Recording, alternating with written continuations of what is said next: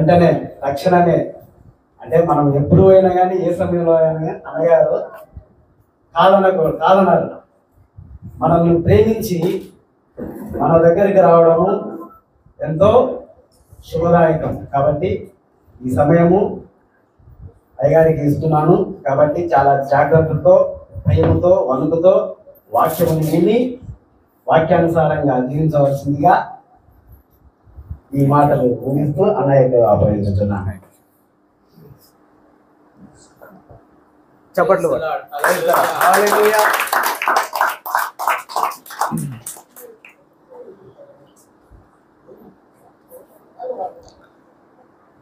ప్రేమ కలిగిన పరలోక తండ్రికి మన రక్షకుడైన యేసుక్రీస్తు నామములో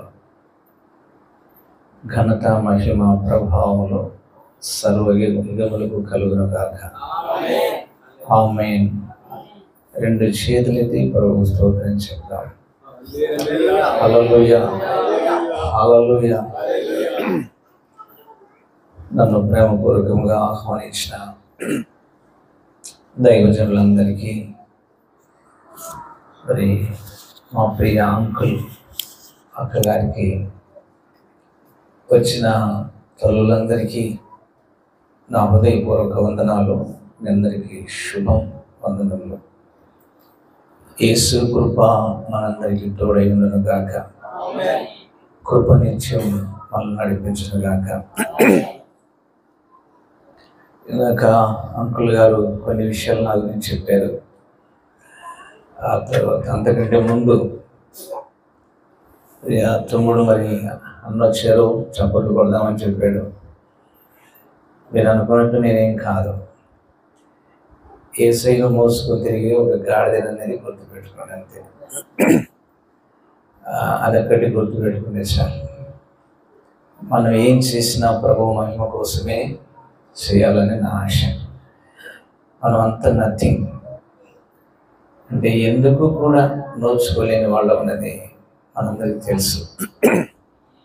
ఆమెన్ అంటే కూడా అర్థం తెలియక జీవించిన వాళ్ళం అని మనకు తెలుసు. మరి అంకుల్ గురించి, అక్క గురించి నేను చెప్పాలి అంటే 95వ సంవత్సరంలో నేను మునగాళ్ళలో అడుగుపెట్టాను. అప్పుడు ఇంకా ఉద్యోగం చేస్తున్నాను నేను. అప్పటికి మా అంకుల్ చాలా బిజినెస్ మ్యాన్. ఆయన ఏమి అద్దె అంకుల్ కాదు, సొంత అంకులే. మా అమ్మకు తమ్ముడు సొంతం.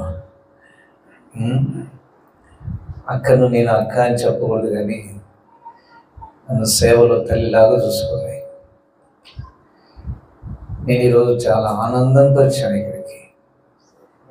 నా ఇళ్ళని కూడా తీసుకురావాలనుకున్నాను. అక్క దగ్గరికి వెళ్తున్నాను అని చెప్పాను. సరే నేను కూడా మళ్ళీ ఒకసారి వస్తలేనంటే సంతోషపడ్డాను. మునగాల్లో నేను అడుగుపెట్టిన దినాల్లో ఎందుకు అడుగు పెట్టానంటే, నేను ఆ దినాల్లో సిఎస్ఐ బ్యాక్గ్రౌండ్లో ఉన్నాను. ఉద్యోగం చేస్తున్నాను, చిన్న ఉద్యోగం. కంపెనీ పెద్దది, ఉద్యోగం నాది చిన్నది. అయితే మా అంకుల్ గారి అన్నగారు, మీకు అన్నగారు అవుతారు కదా, నీలక్క భర్త, ఆయన భార్యకు బాగలేదంటే ఏదో దురాత్మ భయంకరంగా పట్టింది అని అక్క వాళ్ళకి తెలుసు. ఆమె జాకెట్లు ఆమెకు సరిపోవట్లేదు. పురుషుల షర్ట్ వేస్తున్నారు ఆమెకి.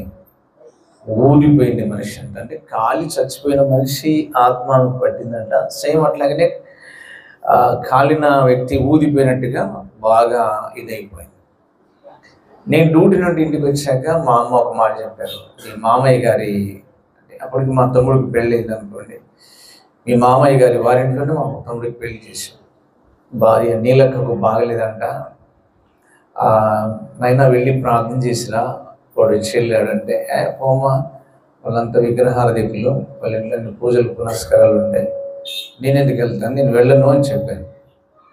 నాయన నా మాటిను, వాడు చాలా ఏడ్చిపోయాడు, వాడు ఎప్పుడు అడగడు, వాడు అలాంటి మనిషి కూడా కాదు నాయన, దేవుడు అంటే వాడికి తెలియదని బ్రతిమలాడి.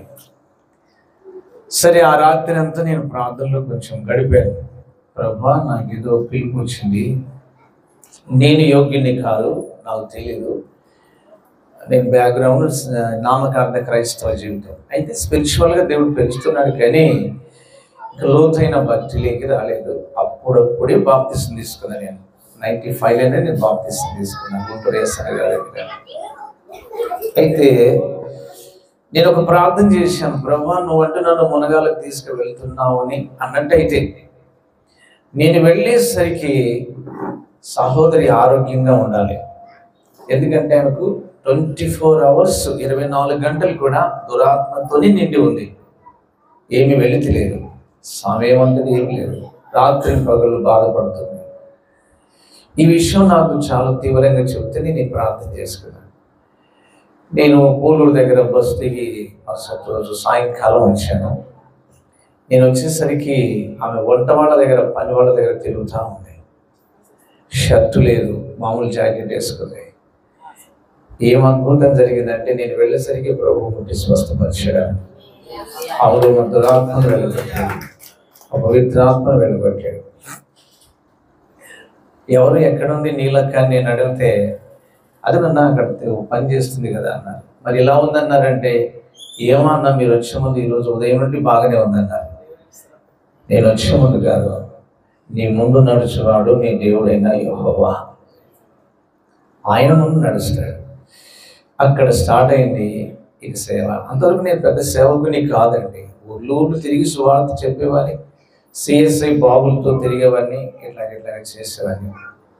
అయితే ఆ కార్యం జరిగిన తర్వాత ఇప్పుడు నుండి నాకు సేవ చేయాలని పిలుపుంది. 82 నుండి 82 సంవత్సరం మా ఇంటి డోర్ కొట్టి దేవుడు నన్ను పేరు పెట్టి పిలిచాడు. సుధాకర్ అన్న పేరు ప్రభువే నన్ను పిలిచింది. ఫస్ట్ ఎవరు పిలువలు పెట్టుకున్నారు, కానీ ప్రతి క్రైస్తవ కుటుంబంలో 2 పేర్లు ఉంటాయి మామూలుగా. నాగరాజు నా పేరు, యాక్చువల్లీ మా వాళ్ళందరూ పిలిచేది ఆ పేరే పిలుస్తారు, నాగరాజు అనే. 82 సంవత్సరంలో మా ఇంటి డోర్ కొట్టి రాత్రి వేళ 2:30-3 గంటలప్పుడు సమయంలో పిలిచినట్టు దేవుడు మారు నన్ను పిలిచాడు. నాకు అర్థం కాక నామకార్థ క్రైస్తవుని కనుక అమ్మను అడగటం, నాన్న అడగటం, నువ్వు ప్రార్థనలలో ఉంటావు కదా నీకు అట్లా అనిపిస్తుందిలే, అదేం కాదు పడుకోలేని చెప్పాను. కానీ ప్రార్థనలు ఉంటే ప్రభు స్వరమైన నేను అప్పుడే చెప్పాను, దేవుడు ఏదో నన్ను సేవకు రమ్మంటున్నాడని. మా అమ్మ ఒప్పుకోలేదు, ఎందుకంటే నాకు 17 ఏళ్ళ వయసు, ఒప్పుకోవట్లేదు.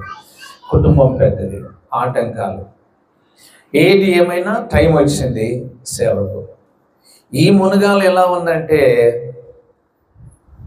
నంద్యాల పరిసర ప్రాంతాల్లో మునగాల మామూలు జ్ఞానంతో ఉండదు. అది రాయమలపురం కానీ, మునగాల కానీ, పులిమతి కానీ, ఢిల్లీలో రాజకీయాలన్నీ అక్కడే ఉంటాయి, క్రైస్తవ ఆటంకాలన్నీ అక్కడే ఉంటాయి, ఎవ్వరికి ఏం తెలియదు.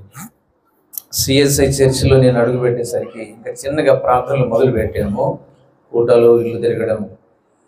సిఎస్ఐ చర్చిలో ఎప్పుడు తెచ్చి పోసారో ఒడ్లు, కానుక తెచ్చి పోసినారు మూలకు, ఇన్ని ఒడ్లు, అది ఇంత ఎత్తు నారైంది. అంటే నేను అనుకున్న చర్చిలో కూడా పంటలు పండిస్తారేమో మనకు తెలియదు కదా.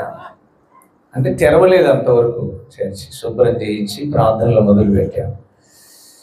ప్రతి ఇంటిలో ప్రతి మనిషికి మనిషికి తాయితాలు ఉన్నాయి. మనుషులకున్నా పర్లేదు, ఇంటి ముందర చెట్లు ఉంటాయి, ఆ ఊళ్ళో అందరికీ చెట్లు, దగ్గర ఏదో ఒక చెట్టు వేసుకుంటారు. వాటికి కొబ్బరికాయలు తాయితాలు కట్టారు చెట్లకు కూడా. ఏంటనైనా దేవుడు నన్ను ఇక్కడికి పంపించాడు, ఏకంగా ఇక్కడ పెట్టేశాడని చెప్పి. చాలా సన్నగా ఉండేవాడిని.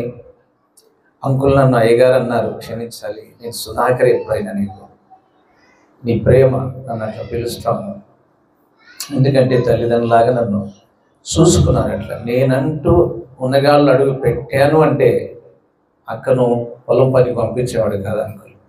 వద్దు, సుధాకర్ వచ్చాడు, నా పని మీద నేను వెళ్తున్నాను, ఆయనకు అన్ని విషయాలు చూసుకో అని చెప్పి అక్క కొంతమంది సిస్టర్స్ ఉండి పరిచర్య చేసేవాడు. ఎంతో గొప్ప పరిచర్య చేశారు. దానికి దేవుడు రుణం పెట్టుకునేవాడు కాదు. నిజంగా చెప్పాలంటే సమూయేలు అంకుల్ స్టైల్ వేరు, ఈ స్టైల్ కాదండి. నేను మొన్న చెప్పాను సేవకులు, ఆయన చాలా స్టైల్ వేరు. ఆయన స్టైల్ అంతా రెడ్డి లెవెల్లో ఉంటుంది. ఆ పంచెకట్టు, ఆ షర్టు, ఆ నడక. ఈ మనిషి ఎస్సీ మనిషిని అనిపించుకోవడానికి ఇష్టపడాడు ఆయన, మీకు తెలుసలేదు. ఎక్కడన్నా ఊర్లలో బంధువులు అట్లా ఉంటే ఎస్సీ వాళ్ళు మా నాన్న పలకరించాడు ఒకసారి మా ఊరికి ఏదో పోగొట్టడానికి వస్తే. ఆ బయలుల తర్వాత ఈయన చుట్టూ ఉంటారు మనుషులంతా.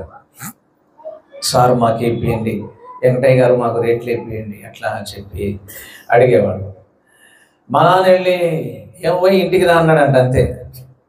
ఈయనకు అర్థం కాక తలగొక్కుని వాళ్ళ ఇంటికి పోయి వాళ్ళ అమ్మ నాన్న అడిగాడంటే ఎవరోకైనా నన్ను పోయి అన్నాడు. అంటే ఎవరుంటారు నాన్న, మన ఆడపిల్ల భర్తే కదా. అంటే అంత జీవించిన వ్యక్తిని దేవుడు కేవలం ఆయన నేను ఇద్దరం కలిసి ఇందాక చెప్పాడు సుమారు 7 ఏళ్ళు తిరిగాడు బంధువుల దగ్గరికి అంతా కూడా. ఇక్కడ మా సహోదరుడు స్వామిదాస్ అన్న ఉన్నాడు. అన్న నేను కలిసి మరి ఆయన కండక్టరే కాదు, డిపో మేనేజర్ పోస్ట్ కూడా ఆయనకు వచ్చింది. దగ్గరికి ఎగ్జామ్ రాస్తే కూర్చుండేది. నా 40 రోజుల ఉపవాస ప్రార్థనలో దేవుడు తనకు బయలుపరిచిన విషయాన్ని బట్టి ఉద్యోగానికి రిజైన్ చేసి మరి అన్న నాతో నేను అన్నతో కలిసి ప్రభు ప్రేమను పంచుకోవడం చాలా ఊర్లు తిరిగాం. మాకు పెద్దవారు అంకులు, ఎక్కడికి వెళ్ళినా అంకులు తీసుకెళ్తారు. తమ బంధువుల దగ్గర కావచ్చు, తెలిసిన వాళ్ళు నాగార్జున సాగర్ అనేక ప్రదేశాలకు తీసుకెళ్ళారు. అయితే ఒక విషయం నేను ఆనందిస్తున్న సంగతి ఏంటంటే తిరిగి ఆత్మీయమైనటువంటి కుటుంబంగా దేవుడు ఈరోజు వరకు అక్కను అంకులను సజీవుల లెక్కలో వచ్చడమే కాక నేను కూడా చాలాసార్లు ప్రార్థన చేశాను. వెళ్ళాలి, మందిరం కట్టారంట, వెళ్ళి చూడాలి. ప్రభు పనిలో వెళ్ళిన తర్వాత ఇక నేను నా పనిలో నేను వెళ్తున్నాను కనుక ఒక సమయం వస్తుంది అనుకున్నాను. ఆ సమయాన్ని దేవుడు ఇచ్చినందుకు దేవుడి స్తోత్రం కలుగుగాక. సో 98వ సంవత్సరంలో మునగాళ్ళలో ఒక మీటింగ్ పెట్టాం. స్వామిదాస్ అన్నగారి నాన్నగారు పెద్దవారు జోసఫ్ 96 మీటింగ్ పెట్టాం. మీటింగ్లో దేవుడు అద్భుతంగా కార్యం చేశాడు. ఎన్ని ఆటంకాలంటే అన్ని ఆటంకాలు వచ్చాయి, ఎన్ని అవరోధాలు అంటే అన్ని అవరోధాలు వచ్చాయి. సేవకులు ఒకటే గుర్తుపెట్టుకోవాలి. ఏం గుర్తుపెట్టుకోవాలంటే శ్రమలు ఇష్టపడాలి. This is truth. అల్పకాల పాపభోగంలో అనుభవించుట కంటే మిగతాది మీరు పూర్తి చేయండి.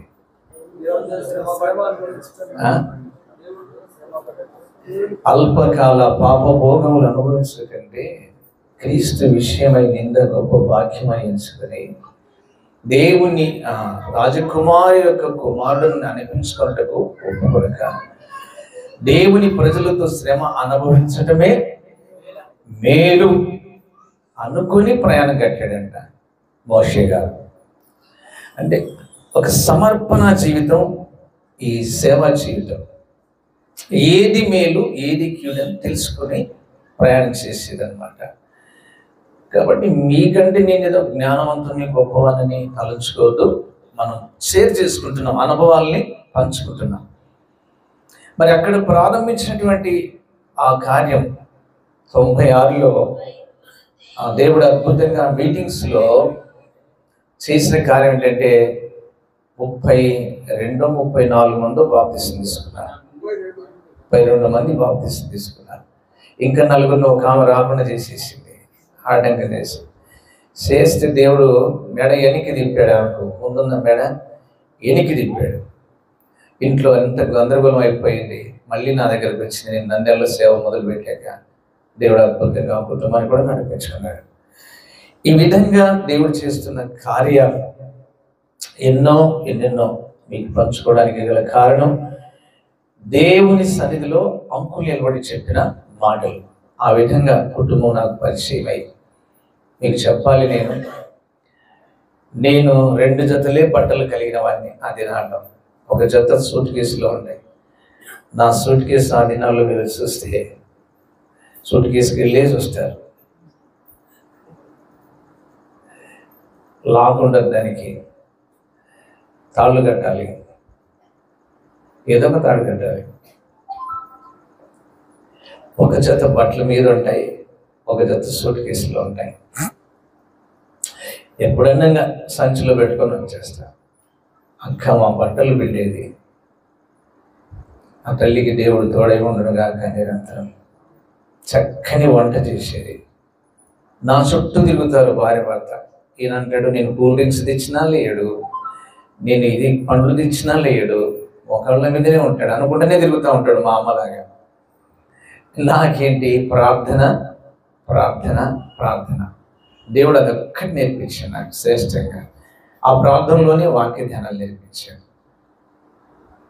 ఆ ఊరిలో చుట్టూ గ్రామాల్లో ఎంత కార్యం చేశాడంటే, ఆల్ నైట్ ప్రేయర్ పెడితే, మేము సంపూర్ణ రాత్రి ప్రార్థన పెడితే, ఇక్కడే అంకుల్ వాళ్ళ ఇంటి దగ్గర రోడ్డు ముందర అంకుల్ ఇంటి దగ్గర స్థలం బాగుంటుంది పెట్టేవాళ్ళు. సుమారు 200-300 మంది వచ్చేవాళ్ళు ఆ ప్రార్థన. రాత్రి అంతా కన్నీళ్ళతో ఏడ్చేవాళ్ళు. తెల్లవారి 5ంటికంతా పులగం రెడీ ఉంటుంది. ఇంకా అరబస్తా బియ్యం పోసి పెసలు పోసి తయారు చేసి బ్రహ్మాండమైన పచ్చిమిరపకాయలు టమాటాలు, మీకు నోట్లో నీళ్ళు ఊరుతాయేమో, బ్రహ్మాండంగా ఆ చట్నీ అవి చేస్తే అందరూ గబా మొహాలు కడిగేసుకుని కడుపు నిండా తినిపోతే, ఇంకా నేను అది తినను, మజ్జిగన్నది తింటా. తిన్నాక స్వామిదాసనను వదిలిపెట్టేది లేకుండా ఇల్లు తిరిగి మళ్ళీ ప్రార్థన చేస్తాం. మధ్యాహ్నం అవుతాయి, మాకు చల్లని వేప చెట్టు కింద అంకులింటి కాడ వేప చెట్టు కింద మంచం వేసి చక్కని బొంత వేసి దుప్పటి పెడతారు. మేము పండుకునేంత వరకు అక్క వాళ్ళు మా దగ్గర కూర్చుంటాం. కాసేపు నిద్రపోతాం, మళ్ళీ లేచి ప్రార్థన చేసుకుంటాం. ఏదో ఊరికి వెళ్తూనే ఉంటాం. చాలా గొప్ప ప్రేమమూర్తి దేవుడు. ఆయన దయాళుడు, ఆయన వాత్సల్యత కలిగిన వాడు. ఈ చక్కని సమయంలో మనం అందరం తలలో వంచి చిన్న ప్రార్థన చేసుకుని ఇక వాక్యధ్యానంలోకి వెళ్దాం. సెల్ ఫోన్లతో గొడవ పెట్టకండి కాసేపు. అది గొడవది, అది పెద్ద గొడవ మనిషి, మీకు తెలుసలేదు. నువ్వు పలకరియకపోయినా అదే పలకరిస్తుంది. అదే సిగ్గుమాలింది, అది మీకు తెలుసలేదు. పెద్ద సిగ్గుమాలింది. నేను తింటున్నాను కాసేపు ఆగంటే నన్ను చూడండి. అది ప్లీజ్ ప్రార్థన చేసుకుందాం. అత్యున్నత